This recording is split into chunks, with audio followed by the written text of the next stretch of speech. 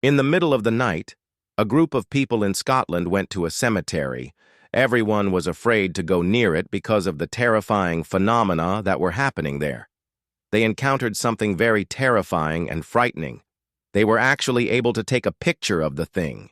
If you watch this video to the end, you would see the picture and know its story. Today, you will hear and see a real horror story for those who don't like stories from followers and feel that they are not real and are fabricated. No, this time, I have brought you a real and documented ghost story. Unfortunately, no one knew the secret in the last 2 episodes. Pay close attention to this episode. Maybe you will know the little secret in it. Before we begin our story, if this is your first time watching this channel and you love scary, dark, and mysterious stories, then you are in the right place. Please subscribe to the channel and activate the notification bell for all notifications, so you can receive the new videos first as soon as they're released. Let's start our story. Music. Laughter. Music. How are you guys doing? I hope you're all well always. On a dark November night in 1999, a 66-year-old man named Alessio Collingrain opened a huge iron gate to an old cemetery in Edinburgh, Scotland, called Greyfriars Kirkyard. This cemetery wasn't just any ordinary cemetery, it was one of the oldest and most famous cemeteries in the country. The cemetery was completely dark except for a few old iron lanterns on the sides, illuminating the cobblestone path that ran through the middle of the cemetery. Colin opened the cemetery gate and began walking along the path. To his right and left were gravestones, some dating back to the 17th century. As he walked, he began to see in the darkness a huge building.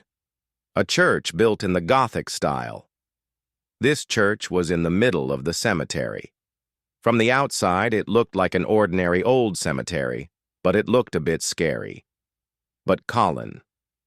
He knew that underground there were much uglier things, in a whole crypt beneath this cemetery.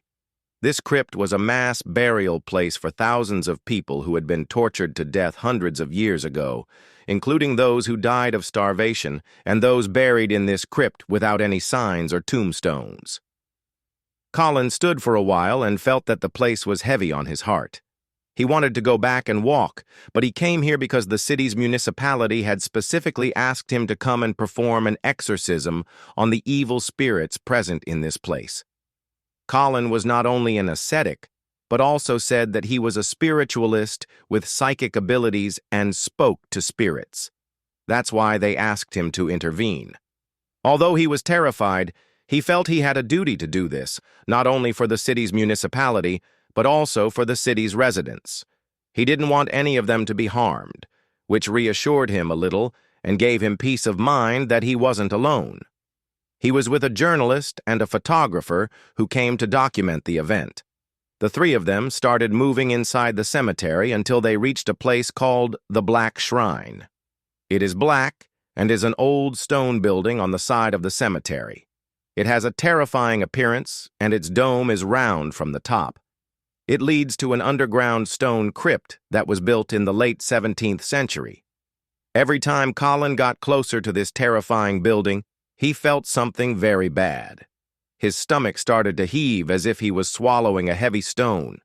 He stopped only 3 meters away from it, unable to continue or get any closer. He looked at the journalist and the photographer with her to see if they were also affected by the shrine, but he found them standing completely normally.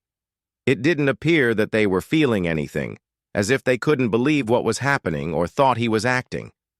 Colin wasn't surprised. He was used to people not believing him, but he was confident that when he began his work of exorcising evil spirits, they would believe him when they saw what would happen for themselves. Before he entered, the shrine asked the photographer to take a picture of the building.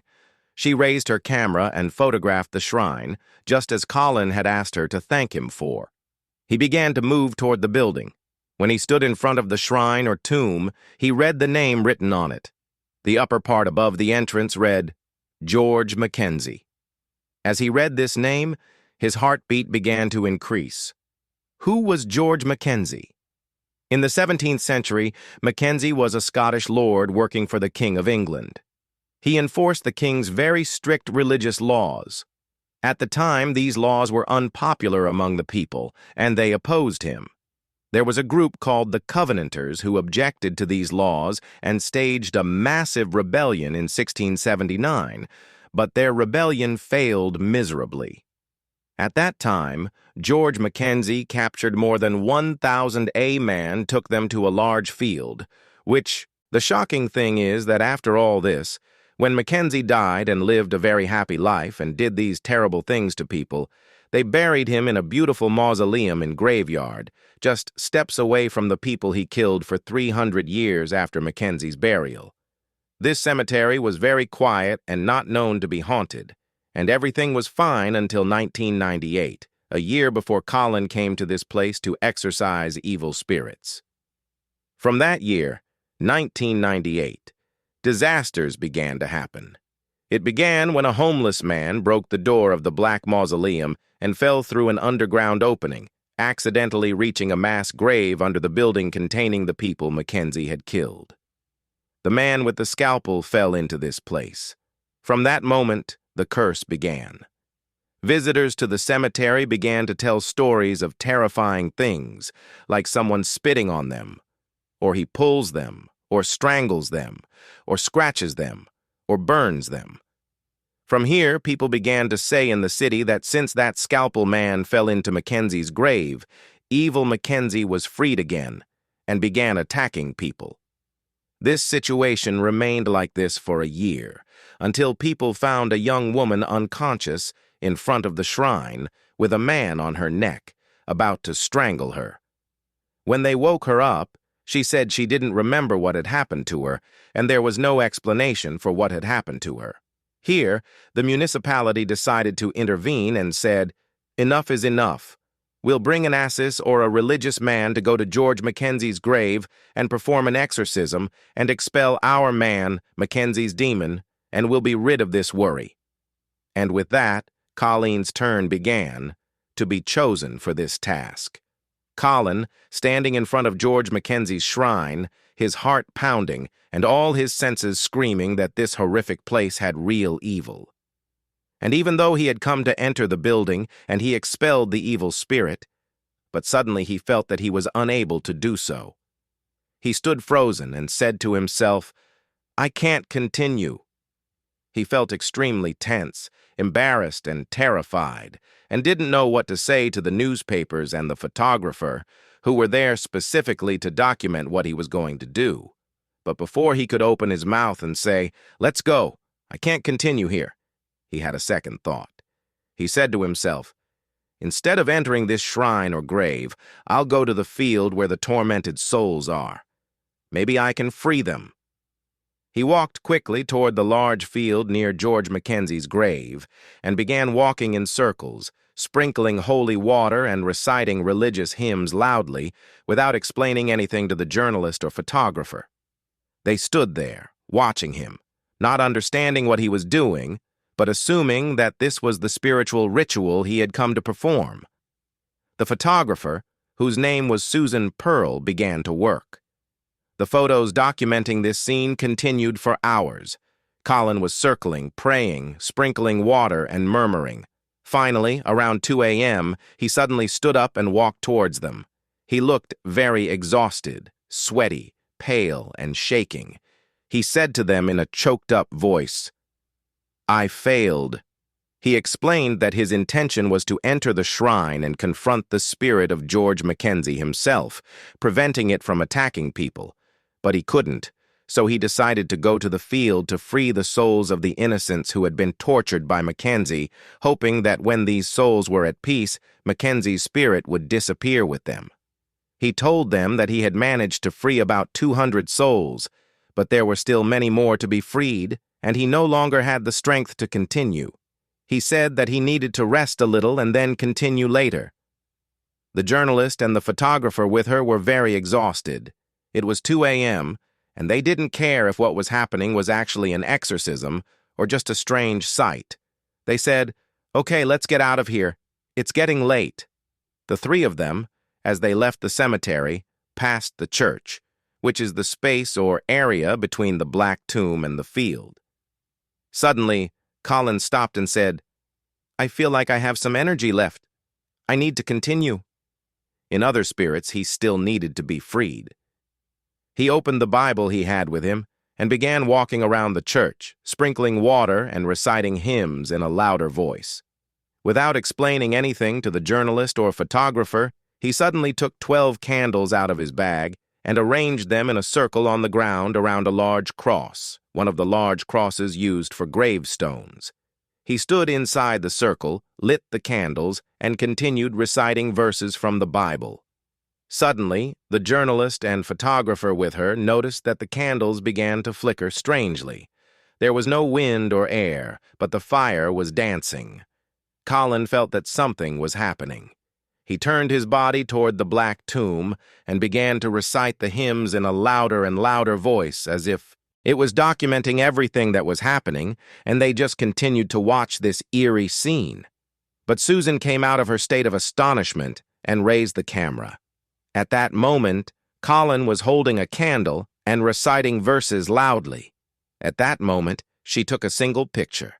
At that moment, the camera flash hit the spot and illuminated the entire cemetery.